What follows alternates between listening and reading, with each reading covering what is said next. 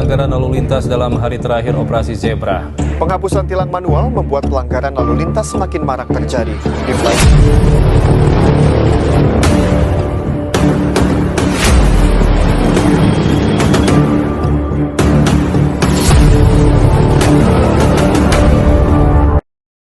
Nah, sekarang kita sudah lihat kan bagaimana masyarakat itu minim sekali akan kesadaran berkendara.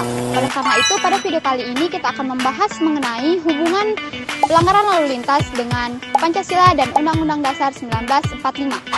Setiap hari kita melihat berbagai pelanggaran lalu lintas di sekitar kita, mulai dari melanggar rambu-rambu lalu lintas, mengemudi tanpa memperhatikan keselamatan, hingga berkendara dalam keadaan mabuk loh. Namun, tahukah teman-teman bahwa pelanggaran lalu lintas tidak hanya berkaitan dengan keselamatan, tetapi juga memiliki implikasi yang lebih luas terhadap kehidupan berbangsa dan bernegara? Mari kita lihat bagaimana pelanggaran lalu lintas berkaitan dengan Pancasila, dasar negara kita. Pancasila sebagai ideologi negara mengandung 5 sila yang mengatur tata cara kehidupan bermasyarakat dan bernegara. Sila pertama, ketuhanan yang Maha Esa mengajarkan kita untuk menghormati dan mematuhi aturan sebagai bagian dari tanggung jawab moral kita. Sila kedua, kemanusiaan yang adil dan beradab. Pada sila kedua ini, kita dituntut untuk memperlakukan sesama dengan hormat dan adil. Pelanggaran lalu lintas seringkali mencerminkan kurangnya rasa hormat terhadap keselamatan orang lain. Dengan mematuhi aturan lalu lintas, kita dapat menunjukkan sikap kepedulian terhadap sesama. Sila ketiga, Persatuan Indonesia, menekankan pada pentingnya persatuan dan kesatuan. Pelanggaran lalu lintas yang tinggi dapat merusak keharmonisan dan ketertiban sosial. Sementara itu, kepatuhan terhadap aturan dapat mendukung stabilitas dan persatuan.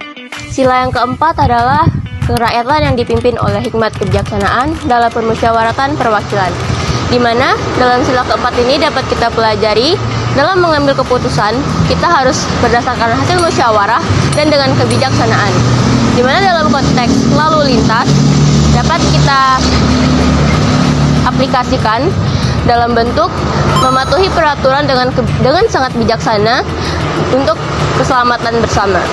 Sila kelima, keadilan sosial bagi seluruh rakyat Indonesia.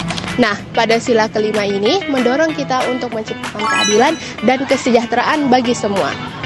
Pelanggaran lalu lintas tidak hanya berdampak pada individu, tetapi mempengaruhi masyarakat luas. Oleh karena itu, pentingnya kita untuk menciptakan sistem yang adil dan efektif.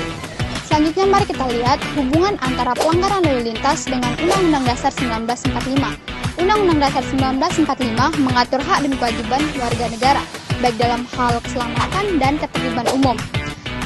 Misalnya pada pasal 28J menyatakan bahwa setiap orang wajib menghormati hak orang lain dan tunduk pada pembatasan yang sudah ditetapkan oleh undang-undang dalam tujuan hak asasi manusia.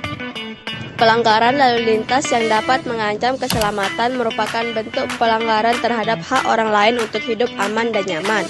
Oleh karena itu, kepatuhan terhadap aturan merupakan bentuk penghormatan terhadap hak asasi manusia.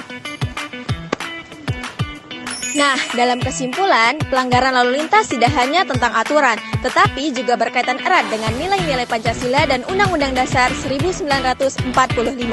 Kepatuhan terhadap aturan lalu lintas mencerminkan kepatuhan kita terhadap nilai-nilai tersebut dan juga membantu mewujudkan masyarakat yang adil, aman, dan sejahtera.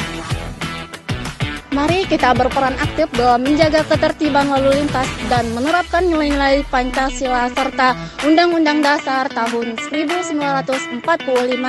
Dengan begitu, kita ikut berkontribusi dalam menjaga keamanan dan kesejahteraan bangsa.